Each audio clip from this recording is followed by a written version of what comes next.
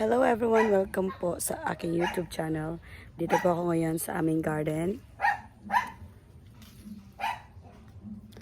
At samahan niyo akong mag-harvest ng aming apple guavas. Can you see this?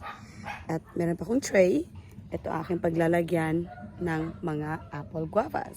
Sa totoo lamang po actually, na-surprise ako na sinabi ng kuya ko na, oh, may tan ka ba? Mag-harvest ka ng apple guavas doon. Kasi, ang aming apple guavas ay hindi ko naman ina-expect na magkaganito na siya kalaki. Look at how they have they've turned into a very big apple guava. Big apple guavas. Ito po.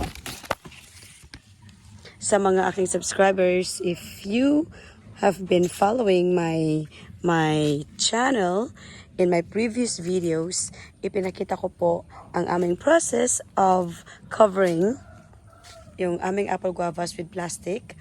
Kasi po, we wanted to prevent apple guavas from turning into this. Hindi na po ito makakain kasi definitely meron po itong mga pests inside, mga uod, mga fruit flies inside. So, hindi ko na po ito maibibigay, maibibenta, or whatever. Pero, pwede ko po itong maipakain sa aming mga manok. So, ngayon, I said, na ano po ako na surprise kasi hindi ko inakala na okay naman pala. Kahit hindi namin lagyan ng plastic, kahit hindi namin i-cover yung aming mga apple guavas. See? Yung iba po hindi namin na-cover, pero look at this. Parang malinis naman. Ito, parang malinis naman. Well, let's find out later. It's early to tell kasi hindi ko pa po na-open. Pero sabi ng kuya ko, kunin ko na while they're still looking good. Look at that. Hindi po siya ganun karami compare sa aming past na apple guavas. Actually, they are very sweet. These apple guavas are very sweet. Pwede ko po itong pamimigay mamaya. O kung may gustong kumuha, pwede ko siyang maibenta. So, later, I'll cut this open at titingnan ko kung okay pa ba sila.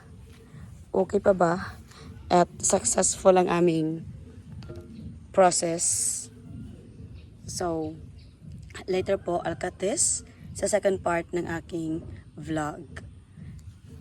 At ako po muna ay mag-harvest. So, hindi ko pa po subscriber, please subscribe na po kayo sa aking YouTube channel. At ipapakita ko po sa inyo ang mga kaganapan dito sa aming garden. Ngayon, this video is specifically for apple guavas. Next na aking videos, papakita ko po sa inyo ang aking vegetable garden na gagawin dyan na part at dito na part. So, kung kayo po ang tatanungin, I plan on getting rid of the apple guavas at lalagyan ko po ng vegetables. Well, let's see. So, yun naman po for now. Please subscribe to my YouTube channel. Thank you so much.